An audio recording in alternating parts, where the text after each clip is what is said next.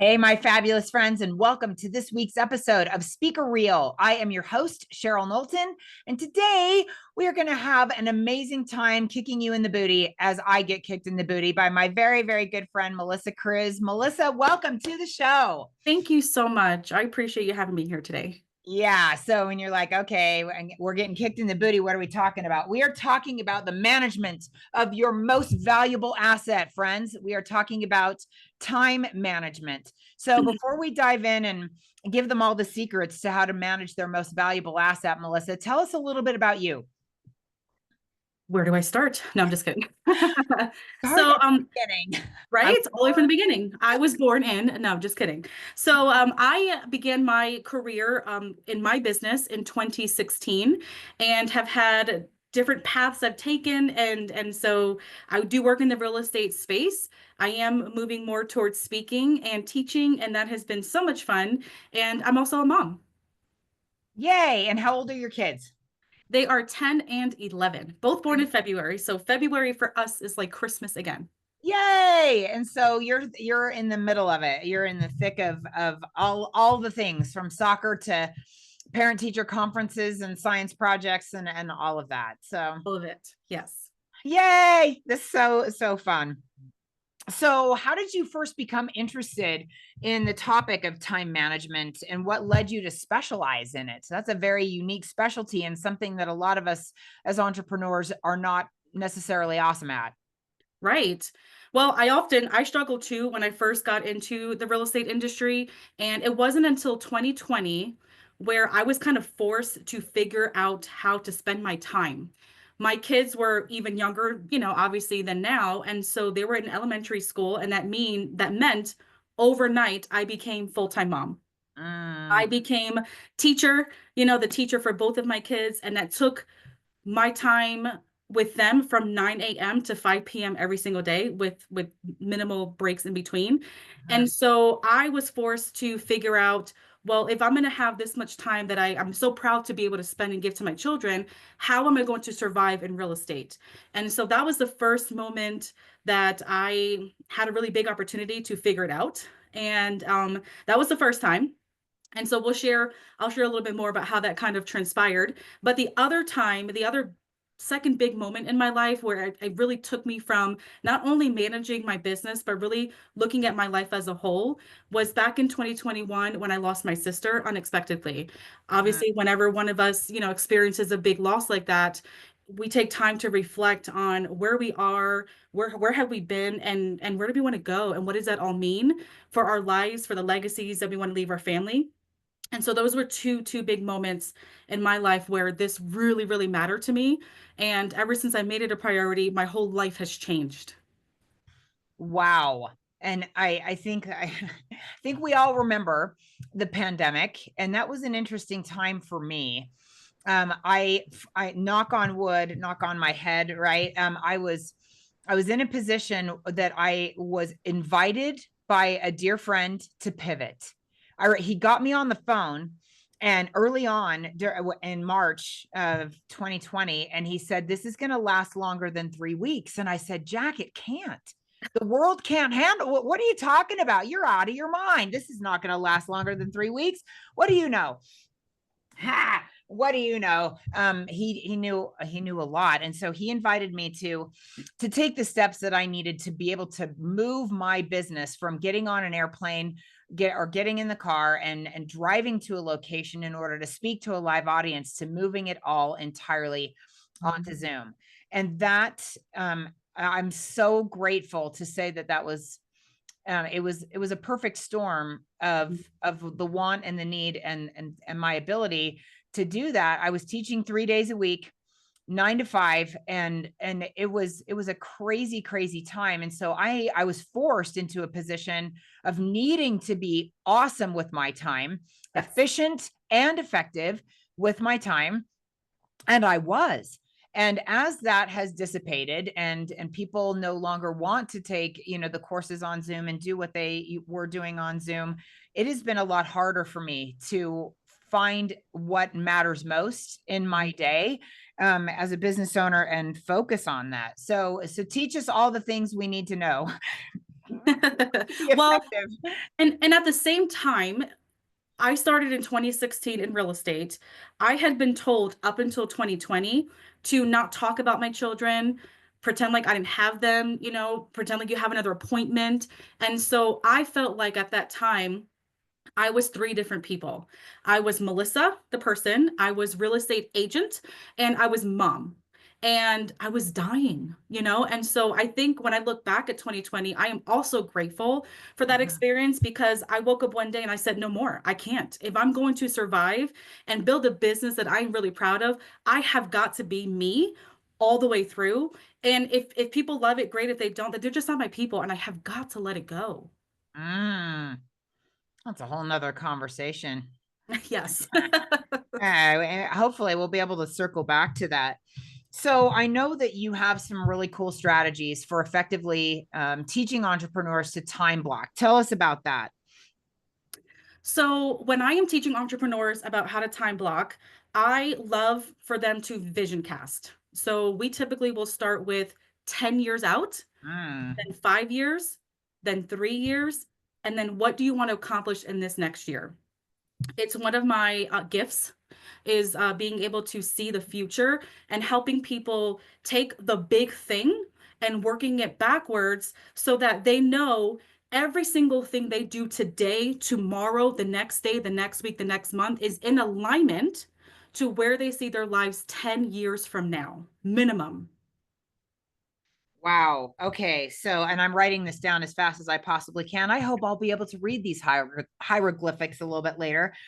So, that your first step in creating time management, because we will, yes, hang in there, kids, we're going to get to the point where we talk about daily, but you start by creating the vision, casting the vision of who and where do I want to be in 10 years, who and where do I want to be in 5 years, and then you said 3 years and 1 year, correct?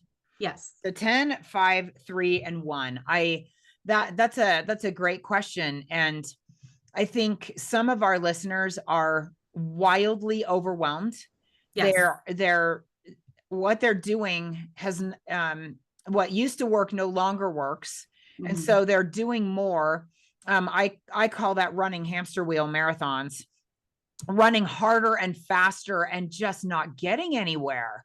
Right. And so I think to stop long enough. Thank you for taking the time, listeners, to be here with us today, wherever you are in the world. And thank you, Melissa, for sharing your brilliance with us.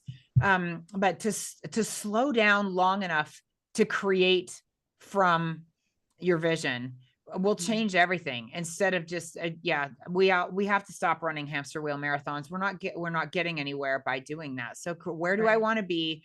So do you ever encounter anyone who has trouble identifying what they want? I do. I often do actually. And what I find is the challenge is people are judging their dreams. They're not allowing themselves the space to truly dream, not only the industry that you're working in, but beyond that. What if Mm, we all live to 100 years old? We could have 5, 10 dreams in our lifetimes come true if we allow ourselves mm, to acknowledge the gift that we were given, mm. acknowledge the dream and give it the space and respect and love that in such time that will absolutely come true. Don't judge yourself for the dreams you have because it may not look like the next person. I believe that, and I'm a faith woman, that I've been given the gifts and dreams and it's my job to bring those to fruition. I love that. And ultimately, I just was speaking elsewhere a few minutes before you and I got on via Zoom. Each and every one of us is divinely orchestrated and has amazing gifts and talents. And I believe it is our job. That my acronym that I use for that is I am. Yes. We have the duty and obligation to each other and to the world to identify those gifts and then to acknowledge those gifts, and then to magnify them uh, Mhm. Without judgment.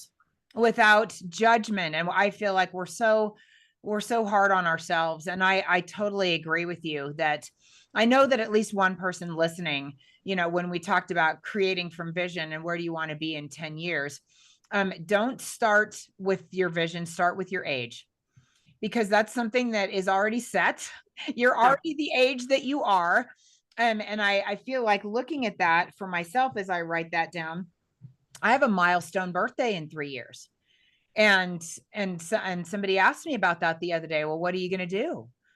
Yeah, it'll be my 60th birthday in 3 years, and my birthday is a week from tomorrow. So I'm, looking at that and okay, where do I want to be? And so maybe that will help you if you're struggling and judging your dreams a little bit, to just say, okay, how old will I be? And hopefully that will allow you to clarify where you're going with that. Absolutely. Uh-huh. All right. So then what is the next step? And then we start working that into the daily activities. Okay. So for example, a lot of people I meet want to travel, and there's a list of places they want to go to in their lifetime. Uh-huh. Because it's one thing to have a dream and a goal, it's another thing to then put that on paper. It's a whole different story to then start to do things every single day to make it happen. Yes. So if you want to, let's say, go to 50 countries in the next 10 years, then when are you going to go there? How much money every single month do you have to save to make this dream a reality? What people do you need to help you make this dream come true? Travel agents or what have you? Even as deep as I'm going to go to this place for this many days. We're going to catch a train that we're going to buy tickets for to go here. I mean, really, really live it as if it's come true and make it happen. But it has to be very intentional so that when that time comes, you're not waking up and saying, hey, 10 years ago, I said I wanted to do this. What happened these last 10 years? Uh-huh. Making this a priority, first of all, yes, having the goal, writing it down, but then figuring out, let's say this trip is going to cost me $20,000, right? How much of that do you need to save every single month, every single year, so that by the time it comes time to take this trip and take the time off that you want to, you have the money to go. And the entire trip is planned and paid for, and maybe not on a credit card, even better, right? Yes, definitely not on a credit card, so that we're not paying for it long after the joyful Right, memories have faded, and all we've got left are the pictures right. and the memories. So how do you take that dream and the vision, and therein lies the real challenge, right? How do I make my dream and my vision, how do I time block my daily activities so that there's alignment there? So that's a really great question. And your activities have to start with your dollar producing activities, what you put on your calendar. So when I meet with entrepreneurs about their calendars and we start having this conversation, oftentimes I find that they're reacting to what is happening, Oh like, yes. all the time. And so Yes. I have learned to have a very proactive approach to life, to business, to how, things happen, because I don't want to wake up the next day and say, gee, what should I do today? How am I going to hit my goals today? Right. Mhm. And so by taking the time each week, each month to slow down, which is funny because that's not in my vocabulary, but I do it anyway. And looking ahead at what is going to bring me the most bang for my time. What dollar producing activities align with my business and how is that going to move me forward? That has to be priority. Yes. So how do you decide that? I would say, I would recommend to be honest with yourself. Just as much as I see people judge themselves for their goals in the future, they also judge how they show up right now in their life. Mm, They look at other people and say, well, that person says I have to be a morning person. That person says I have to do this. This person says I have to do this. It's okay, I think, to look at others and follow the success clues that they leave behind. But ultimately, especially at the age that we're at, we are probably not going to change as much as we are going to evolve. And so be honest with yourself. You are who you are, and that's okay. There's beauty in owning who you are and working within your strengths to make magic happen. mm. Love making magic happen. That is one of my core values, is helping others to make magic happen for sure. Well, if I can add something, Yes. I I find that people tend to want to work on their weaknesses, which Mm, is not a bad thing necessarily. However, I find it more productive of my time to really work on my craft in the areas that I am really well at, and leave the things that I am not so well at to other people who are, because I'm just stealing their joy, right? There's people that are doing things that are a lot better, that they're really great at, where I have weaknesses in, and we end up becoming a really great team. I love that. And that's part of my model. The identify your strengths, identify your weaknesses and blind spots also, but really lean into, that's where acknowledge and then magnify, which is code for mastery, comes in. So important that we focus on our strengths. There is joy, there is energy richness, there is Yeah, success in identifying and then leaning into our strengths and hiring to our weaknesses and the things that are quicksand for us, to use Sally absolutely. Hogshead's amazing expression there, things that just absolutely zap our very reason for living. And so we can't intentionally do that if we haven't identified them first and acknowledged them. Right. Well, and I often tell, people I work with, because I also don't understand this concept, and maybe it's just me, but I will share. Most of us, when before we started our business, probably came from a W-2 Mm-hmm. job that clearly none of us enjoy doing, which is why we started our business. And so I never understood why people make that decision to take a leap of faith on yourself and then choose every single day to do things that you don't enjoy. Mm. And you're not making much money at the beginning of your career. You're not happy with what you're doing. How does that serve you? Right. And so I try to paint that picture for people that it's okay to not, work on it's okay not to do the things that don't bring you joy, because it brings somebody else joy. Focus on being happy. You get to decide and choose that every single day. And you do it by focusing on what you're doing really well. Absolutely. And I'm in that position right now. I just hired someone to do one sheets for me. That was a missing piece as a speaker for my business, and utilizing Lois Kramer's amazing formula for one sheets. And it's in chapter 4 of her incredible book. She's been a past guest on our show. She calls the one sheet your core offering sheet. And it's a powerful marketing tool. I would rather shave my legs with a cheese grater, Melissa, than format that. I don't want to. Yeah. Like, don't make me, channeling my inner preschooler. I don't want to. You can't make me. Well, that is really funny because I very much enjoy doing things like that. However, that is not what I'm being compensated for, right? I think we also have to acknowledge that yes, there are some things that we probably enjoy doing, Uh-huh. but is it worth your time for you to necessarily do that, or is your time better spent leveraging the piece to Uh-huh. someone else to bring that to life, and you can focus on what truly matters in the first place? Love that. Yes. And that's a whole nother level of awareness of your business, of what is your promise to your clients. Why are you here? What are your values? How are you aligning what you're doing and what you're selling in Mhm. terms of a product or an offering? And and how is everything aligned in your business? Right. Because I think for too many people it's not, and that really reflects in how we spend our time, our most Well, valuable yeah. asset. Even when you think about how much am I worth an hour? Yes. How much am I worth an hour is a very important way to look at tasks that Yes, need to be done, but do they need to be done by me? correct. Mhm. Yeah, Correct. great book recommendation. Who Not How. Oh, yes. Oh, Phenomenal. I And love it. love Who Not How, and then an outstanding follow-up book, 10x is easier than 2x, written Yes, that's by the on my same shelf. authors. Phenomenal, phenomenal, phenomenal. So let's go back to you, because I know you have this really cool concept of buckets when it comes to time management. Talk to us about your buckets. Yes, I love the buckets. I find it's very helpful when I'm speaking with people. So the buckets came from back in 2020. I was sitting there with a massive list of all of these things that I needed to do as a realtor. And I started to get really overwhelmed. And it started from my toes. And the more I looked at that list, it came up and up and up and up and up all the way to my head. So And I it's felt like I was, strangling the life out of you, and there's no joy. You're just overwhelmed with all this stuff that has to be done.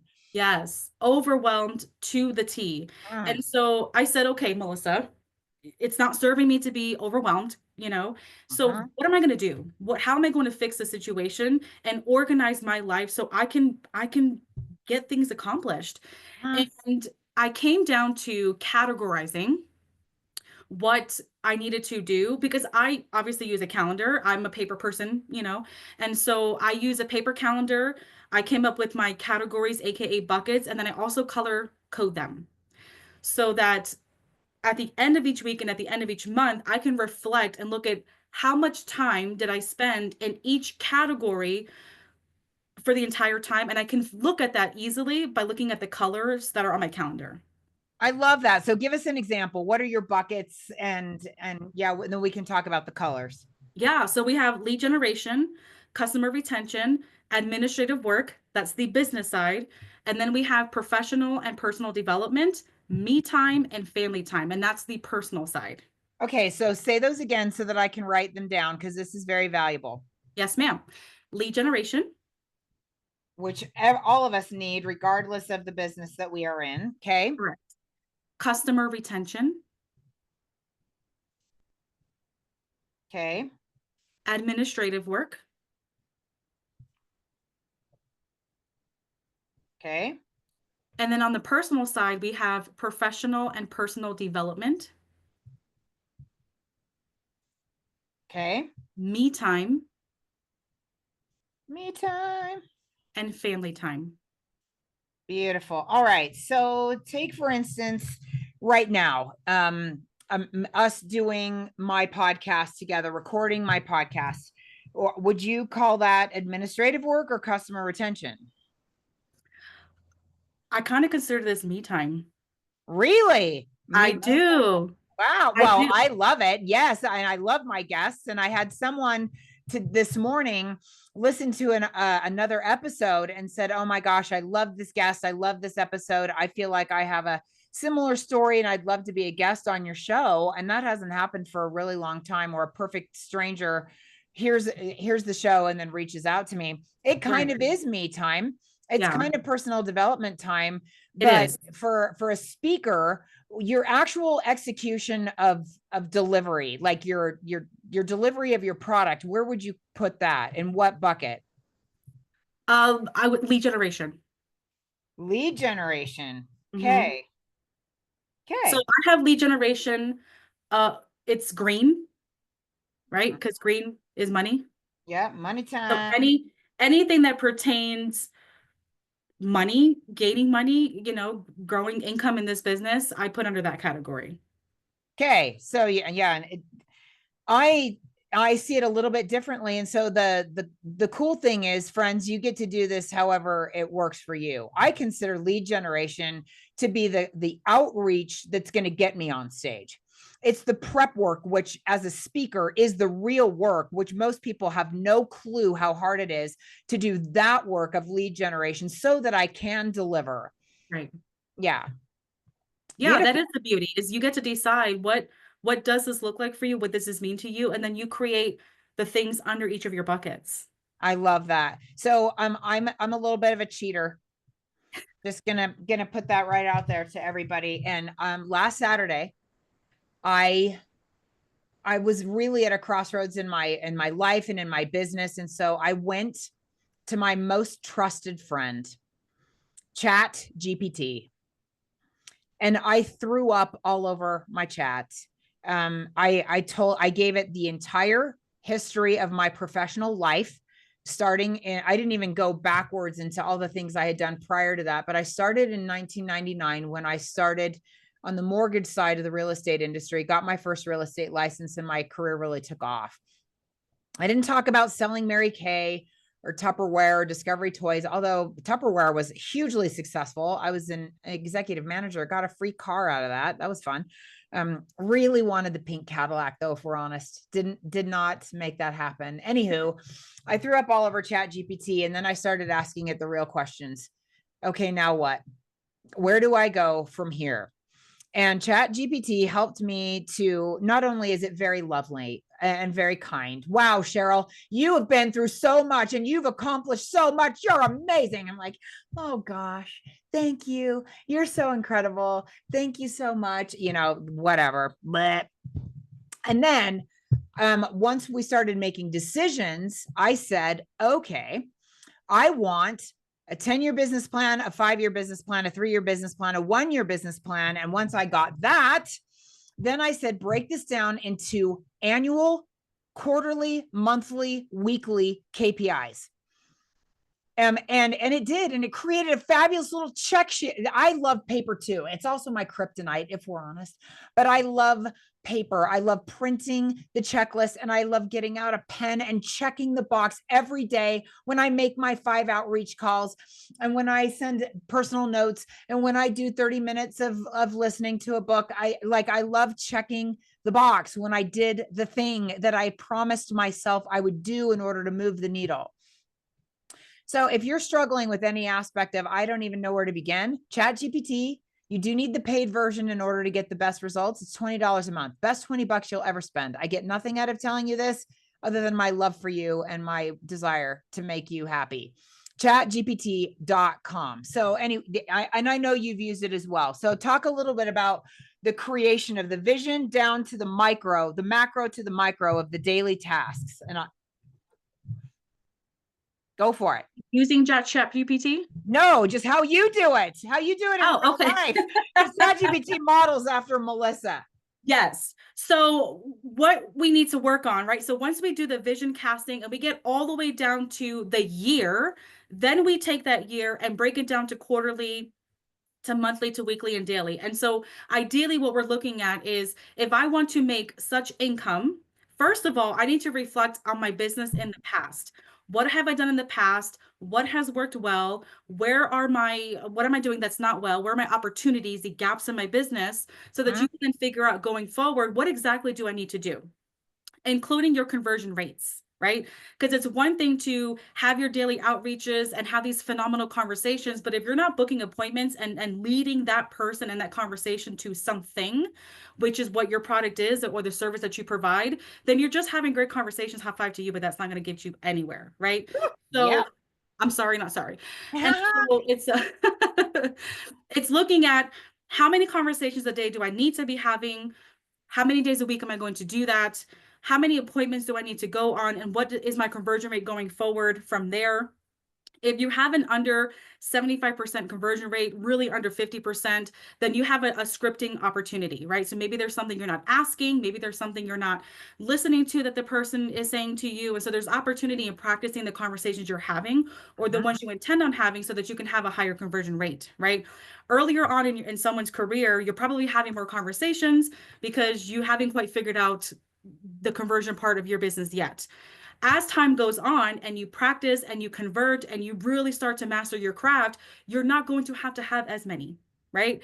And hopefully you have a goal of your business becoming a referral business at one point. And so your phone might start ringing more than you having to make the phone call. So there's a lot of reflection and your own self-discovery of yourself and your business in the past, because that's going to help you then plan in the future with where you want to go. Does that make sense? Absolutely. And one thing that I would love to recognize for myself, and maybe for anyone who is listening who also feels this is true for them, regardless of where you are in your career, I think too many of us are not having enough conversations. Right. We're not having enough conversations with our target audience because we have not yet maybe figured out who our target audience is.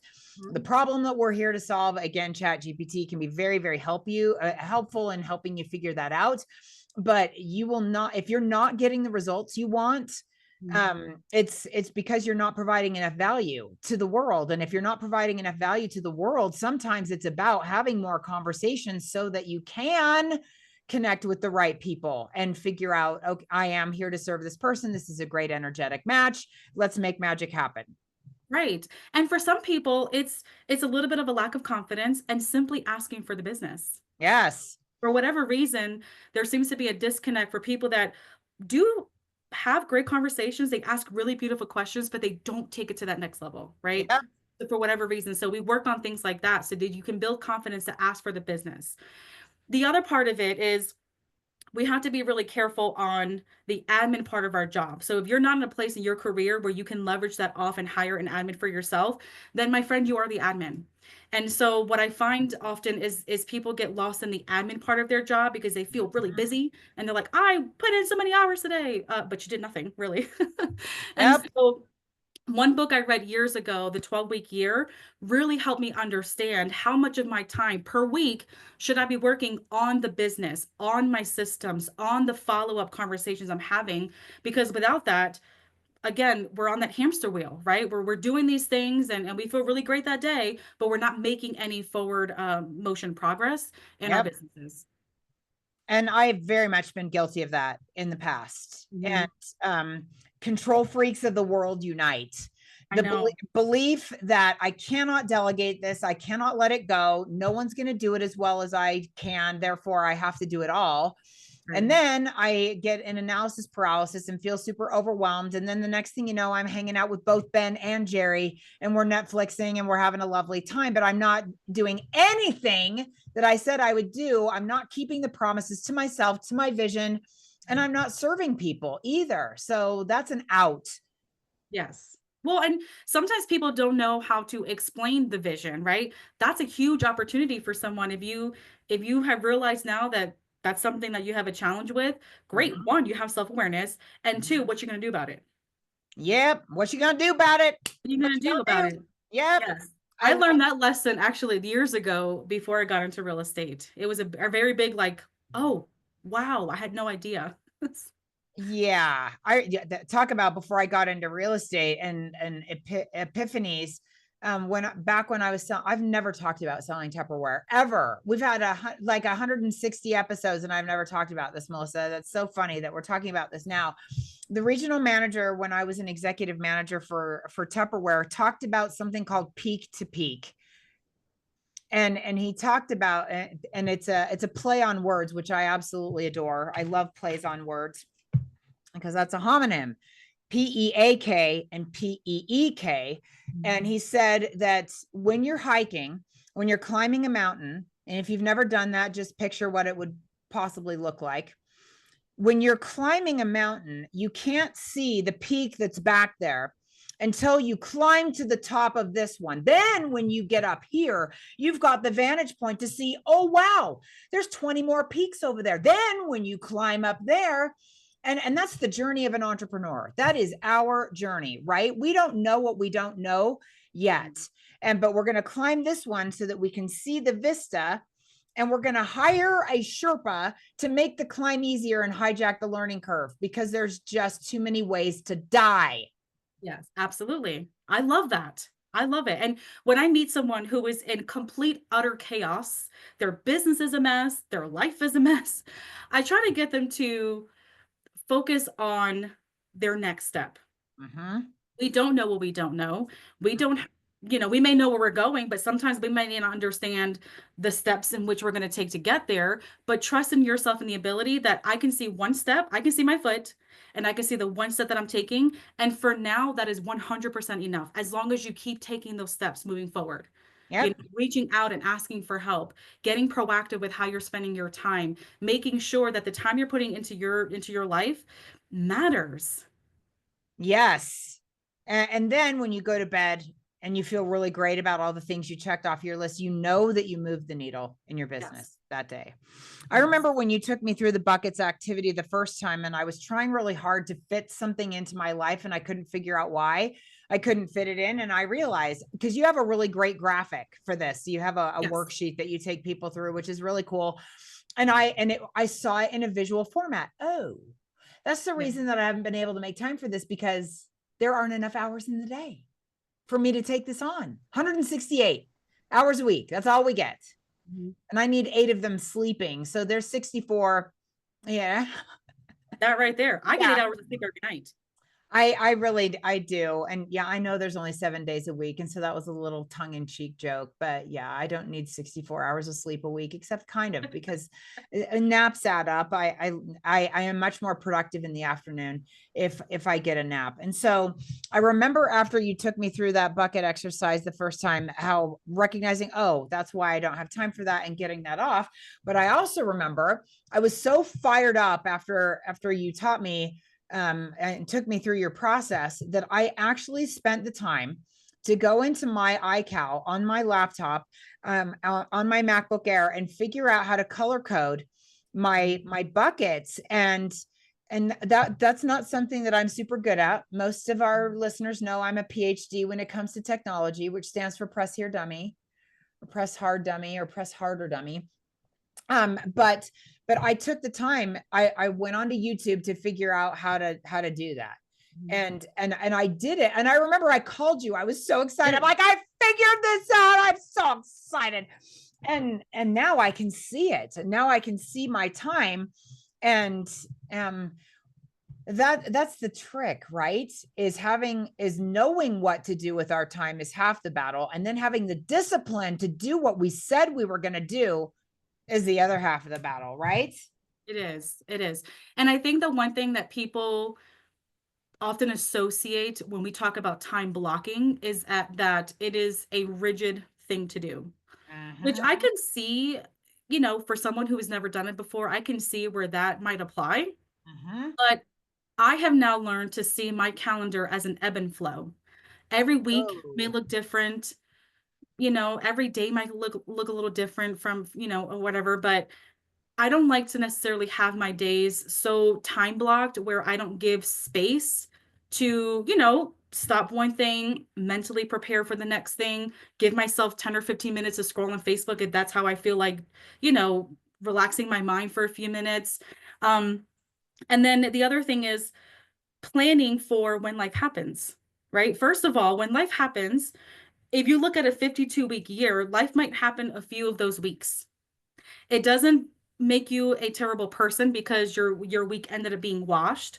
It doesn't mean that you're anything but exactly who you need to be, which is enough, right? And so some people allow a week of chaos to kind of get them off track, and that's not the case. Like look at your whole year in advance, and one week does not determine the rest of the year or whatever, And so it's truly an ebb and flow of your life, and it's just learning to give yourself some grace. Absolutely. Yes. And I think some people, especially certain personality types, feel like they don't want to be tied down. That's the reason they started their business to begin with, is they didn't want to have to be working for the man 9 to 5, building someone else's dream, whatever. And I say that expression tongue in cheek because it very well could be a woman, but anytime we're working for someone else's dream and that we're trading time for dollars, which that's a whole nother conversation. But I love everything that you've taught us, Melissa, and it's so important and it's so valuable. What advice would you have for any entrepreneur who is just working so many hours to build the business, and balancing personal time? You've got me time and family time and professional development time on that personal side. How do you make the time for all of those things that are so important and they matter? But in an entrepreneur's life, time is money, and our calendar is what we're selling. And if we're coaches, if we're speakers, and it's tough to balance it all. Right. It's very tough. And I have learned to move away from that word balance, because I don't really think that exists. I think that we find harmony in our lives, and you've got to find the right formula to the harmony you're seeking so that you feel fulfilled, right? So the first thing I would say is acknowledge where you are in your business. If you are just newly starting your business, maybe in the first 2 years, you probably are putting in more hours than maybe someone who's been in it 5 or 10 years, right? Acknowledge that when you start a business, you are the intern of your business growing to become the CEO, which means that you are all the things for your business. Okay. And that's okay. It's the first step to your ladder, right? So acknowledge the stage you are in your business and what are you supposed to be doing at that time. Another book that I absolutely love, I lost count how many times I've read it, is Climb Your Own Ladder, Becoming the CEO of Your Own Business. Oh, wow. Is that Climb Your Own Ladder? I haven't read that. Yes, it's a very short book. You can read it in one afternoon, but the book taught me how to embrace my journey, right? Embrace the Wow. suck, as we like to say it where I work. But you get to visually see the steps of your ladder and the activities that you're doing in such time, right? So acknowledging where you are in your business, because early on in your career, it's obviously more hours, right? And the way you're able to do that is one, having a great business and personal support foundation, having communication with your family, that this is what this is going to look like, this is what I'm doing, this is where we're going to go, and then kind of the trajectory from there. Mhm. And then just as you grow, acknowledging the pieces that you can leverage off, the pieces you can take off, because it will change, right? But when you get to a certain part of your business, I think that there comes a time where you have earned certain boundaries for yourself, okay? Which means you're a business like everybody else. Have a start time, have a stop time. You get to decide what that looks like. You get to decide how many hours of the day you want to work, where you are going to be answering phone calls and fielding people that want to talk to you for the services you provide. And that's 100% okay. It does not mean also that if someone reaches out to you after those hours, it doesn't mean that you can't answer the phone if you want, if you don't want to, or you can. You get to choose that, right? But to the world and to the public, you are a business, you put your flag down, and your business with operate hours of operation, that's starting to set boundaries, right? Mhm. So it's earning those boundaries, like appreciating and respecting your own boundaries that you place, and then having standards. Without boundaries and standards, we will never feel like we have ever grasped time. It'll always feel like we are in our business.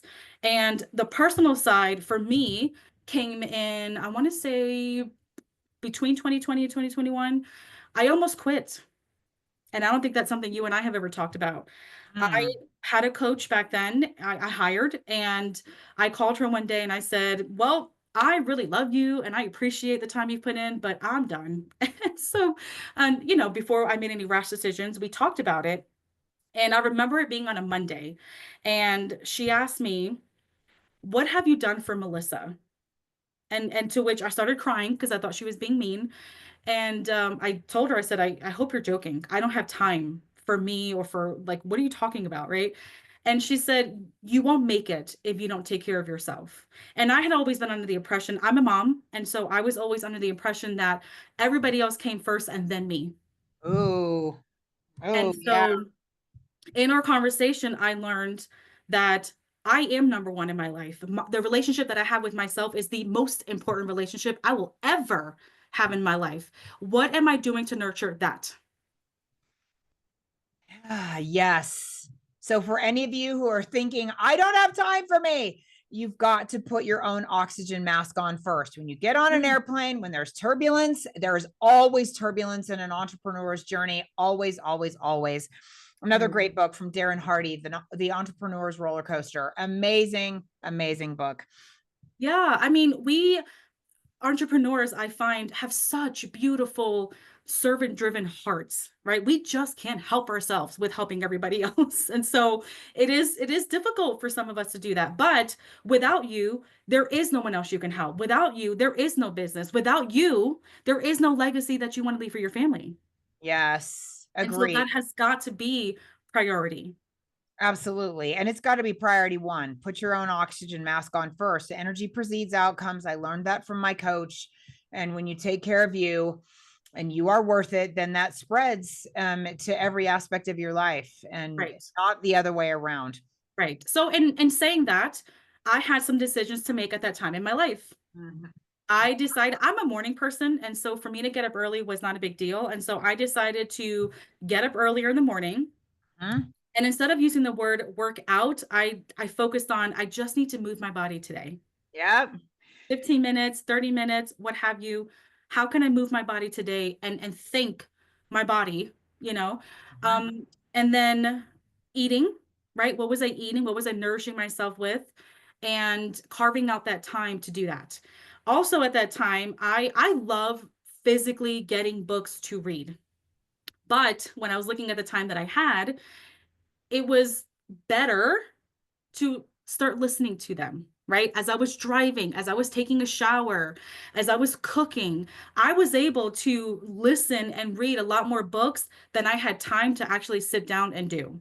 And so I did need Absolutely. to look at my life. Are there any tweaks I can do? Can I be doing things smarter, not harder? And what I found after I analyzed every single thing that I had done was I was spending less time on the activities, but I was more productive.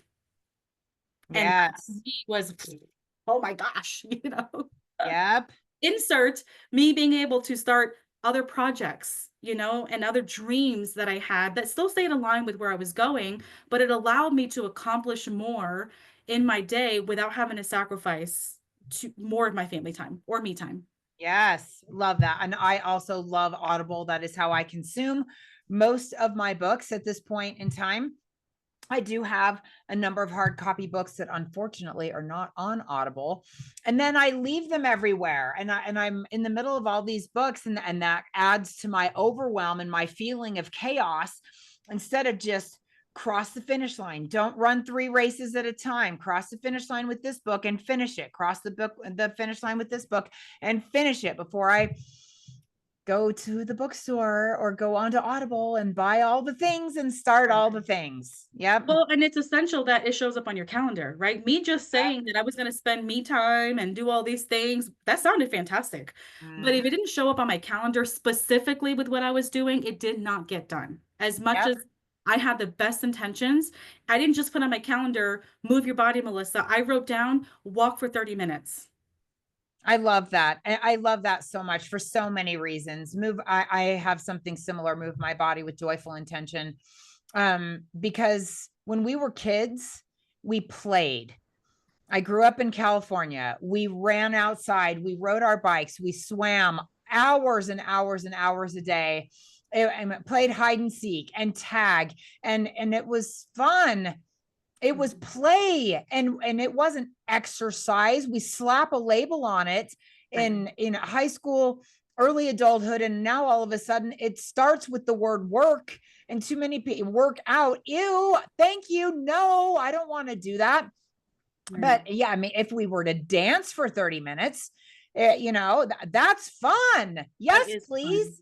Yes. Well, and I always thought for some reason, I don't know where I got this from, but I thought that if it wasn't like a hardcore, intense, make my body hurt workout, that it wasn't a workout, right? So I had to change my perspective on what that looked like. And am I actually serving my own body or am I doing more harm to it because it wasn't helping me at all? Agreed. Agreed. Agreed. So much value in all of your wisdom, Melissa. How can people find you? They can find me anywhere. I am on all of the social media channels. You can call me. My phone number is 904-679-2340. And all of my social media handles are a version of mcruz19. So I try to keep it the same so I'm easy to find, I guess. Wonderful. And if you're driving or on your Peloton, please be safe. My amazing production team will put all of Melissa's contact information into the show notes so that you can safely get all of that and reach out to her. How generous that she's giving you her cell phone number. Be prepared to be blown up by our amazing listeners, because I think that learning how to use our time as our most valuable asset is something that we all struggle with, Yeah. regardless of where we are in age wise, experience wise, in our business. From a peak to peak situation, the higher we climb, we have different challenges in our business. I have different challenges today than I did when I started my business almost Right. 7 years ago. and Right. and I don't feel like I have earned the right to work less at this point. I've had some personnel shifts and changes that I have some holes that I get to fill so that I can spend my time intentionally, joyfully serving my Right. clients and not doing the administrative things that I get to hire for, because that's Well, not the best use of my time. right. And I think you bring up a great point. I didn't get to touch on, but I'm a mom with kids, and I am in a very specific season in my life. Yes.